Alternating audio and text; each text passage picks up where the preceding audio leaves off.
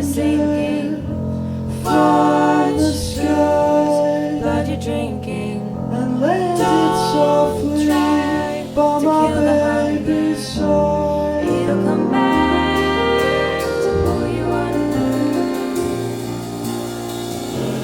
Run, somehow I knew the sun is sinking. This day would come. Blood you're drinking. My baby is gone. She won't come back. It'll come back to pull you under.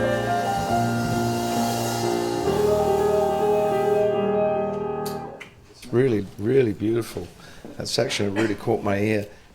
I'm going to ask a question that annoys the hell out of me often, which is, how do you go about setting this text? Did you have the text, or did you develop the music to paint the picture of the text? Yeah, what mostly happens is I write my melodies or my chords, and then they sit in my head for a few days, and some sort of like subconscious words start to appear, or some words that just, as the melody's going, I hear like syllables, and so then I stick with those syllables or words even sometimes, that come out, and then sort of the rest of the song usually will form itself from there, because the words that come to me usually are with like sort of the feeling of the music.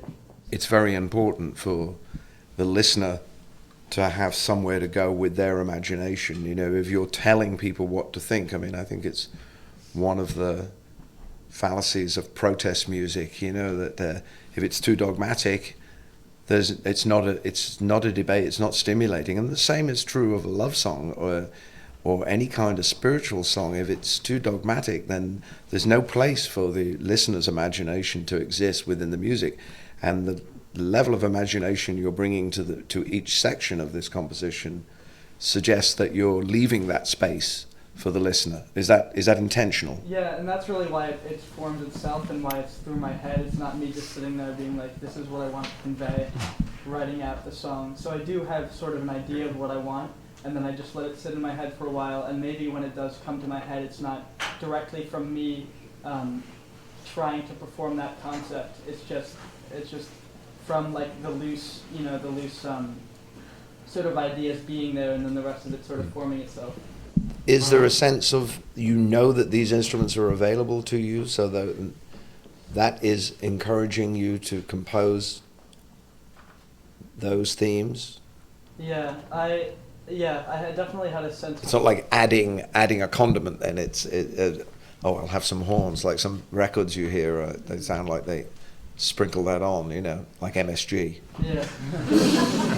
It wasn't really like that for me though, because initially before I even conceived lyrics or anything, I was hearing it as sort of something that had all of these elements, and to convey those elements, I wanted certain different instruments or just textures or styles to be there. What's your vision of the audience that listens to what you write? Do you have one? Do you have a path that to an audience, or is it pure composition? Is it? Yeah, I would say I don't really think about the audience that much. Good. I have the piece of No, it's you have to. It's I think that's a good answer. I'm not meaning to be facetious. I think that there's a strange idea that you're somebody who writes a song on whatever instrument it is somehow being self-indulgent if they choose whatever the shape of that composition is. What I'm hearing here is tremendously encouraging, because it's very original composition, and it doesn't conform to any set idea about the shape of a song. It's in movements. I hear themes, on 2 hearings it takes a moment to gather all of the motifs, but you hear them return and inform one another, and the instruments combine, and you've made like an almost orchestral piece. It is a little orchestra. Wonderful. Good. Well, thank you guys.